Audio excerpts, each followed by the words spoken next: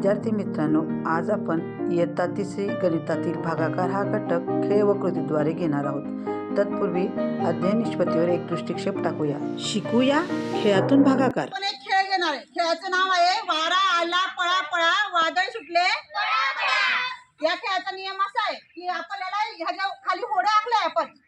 या होड्यांच्या अवतीभोवती तुम्हाला गोल फिरायचंय आणि वारा आला पळा पळा वादळ सुटले पळा पळा असं ती बोलेल आणि त्याच्यानंतर मी बोट करेल वर. मी जितके बोट करेल तितक्या मुलांचा तुम्हाला एक गट करायचा आहे आणि तुमचा गट पूर्ण झाला की तुम्हाला होडीमध्ये जाऊन बसायचं आहे. जर तुमचा गट पूर्ण झाला नाही तर मात्र तुम्हाला होडीच्या बाहेर उभं राहायचं आहे. समजला खेळ? चला मग आता आपण खेळूया.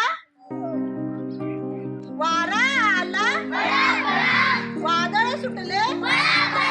वारा आला वादळ सुटले. कप्तानाने हुकूम केला तीर. चला आता आपण जो खेळ घेतला त्या खेळामध्ये एकूण मुलं किती होती? 17. मी कितीचा गट करायला लावला? 3. प्रत्येक खोडीत किती मुलं बसली? 3. 17 मुलं किती गटात वाटली गेली? 5. मोजूया. 3 एके 3, 3 दुने 6, 3 त्रिक 9, 3 चौक 12, 3 वाटे 15. 17 मधून 15 वजा केले किती उरले? 2. हे बघा ही 2 मुलं ज्यांचा गट तयार झाला आणि ती होडीच्या बाहेर उभी राहिली. मुलं बाहेर उरली ती राहिली बाकी. वस्तूंची समान गटात विभागणी म्हणजे भागाकार. खेळातील भागाकाराचे उदाहरण सोडवूया. आपण जो खेळ खेळलो त्या खेळात किती मुले होती? 17. कितीचा गट केला? 3.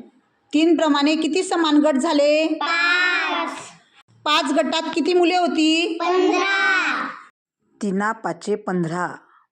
17 मधून 15 वजा केल्यावर किती मुले शिल्लक राहिली? 2. विद्यार्थी मित्रांनो, जसे आपल्याला नाव असते तसे भागाकारामध्ये प्रत्येक संख्येला नाव असते. यात ज्या संख्येला भागायचे आहे त्या संख्येला भाज्य असे म्हणतात. म्हणून 17 हा भाज्य आणि ज्या संख्येने भागायचे आहे तो म्हणजे भाजक. म्हणून 3 हा भाजक. जे उत्तर आले ते 5 म्हणजे भागाकार आणि जे उरले शिल्लक राहिले ते 2 म्हणजे बाकी होय. आपण या भागाकार या शैक्षणिक साहित्यावर आता भागाकार करूया. 14 भागिले 4.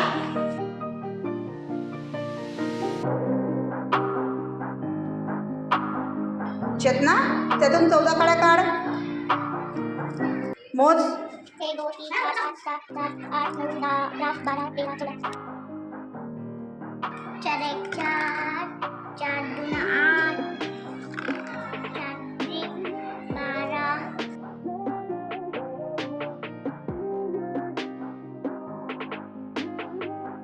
1 2 3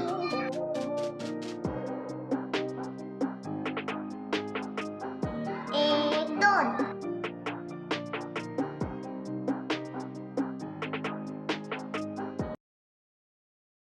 आपण साहित्यावर बघितलं 14 भागिले 4. एकूण काड्या किती घेतल्यात आपण? 14. प्रत्येक मुलाला किती वाटायचे? 4. किती मुलांमध्ये त्या काड्या वाटल्या गेल्या? 3. किती बाकी उरली? 2. 4चा पाढा म्हणूया. 4 एके 4, 4 दुने 8, 4 त्रिक 12, 4 चौक 16. 16 ही संख्या 14 पेक्षा मोठी आहे म्हणजे ती 14 मधून वजा होणार नाही. म्हणून आपल्याला त्या अगोदरची संख्या 12 घ्यावी लागेल. 4 त्रिक 12. 14 मधून 12 वजा केले किती उरले? 2. या ठिकाणी 3 हा भागाकार झाला आणि जे 2 उरले ती झाली बाकी. मुलांनो, हे आहे भागाकार चिन्ह. आता आपण 14 भागिले 4 हा भागाकार आडव्या मांडणीने पाहूया. दिलेले गोल मोजूया. 1 2 3 4 5 6 7 8 9 10 11, 12, 13, 14. विद्यार्थी मित्रांनो, आपण निरीक्षण केल्यावर लक्षात येते की 14 गोट्या या 3 समान भागात वाटल्या गेल्या, म्हणून 3 हा भागाकार व ज्या उरल्या शिल्लक राहिल्या अशा 2 गोट्या म्हणजे ती बाकी. वस्तूंची समान वाटणी करणे म्हणजे भागाकार. बालमित्रांनो, माझ्याकडे एकूण 8 चॉकलेट आहेत. 8तून 2 वजा केले 6तून 2 वजा केले 4तून 2 वजा केले 2तून 2 वजा केले किती शिल्लक उरली? बेटा मी काय केलं याच्यामधून? वजाबाकी. कोणत्या संख्येची वजाबाकी केली? एकाच संख्येची, म्हणजे 2 या एकाच संख्येची मी वजाबाकी केली. कशी केली मी ती वजाबाकी? पुन्हा म्हणजेच वस्तूंच्या संख्येतून एकच संख्या पुन्हा पुन्हा वजा करणे म्हणजेच भागाकार. समजलं? आपण शिकलो वस्तूंची समान वाटणी करणे म्हणजे भागाकार, वस्तूंची समान विभागणी म्हणजे भागाकार, वस्तूंच्या संख्येतून एकच संख्या पुन्हा पुन्हा वजा करणे म्हणजेही भागाकार. स्वाध्याय: दिलेल्या स्कॅनरला आपल्या मोबाईलने स्कॅन करा व ऑनलाईन टेस्ट सोडवा. व्ह्यू स्कोअरवर मिळालेले गुण पहा.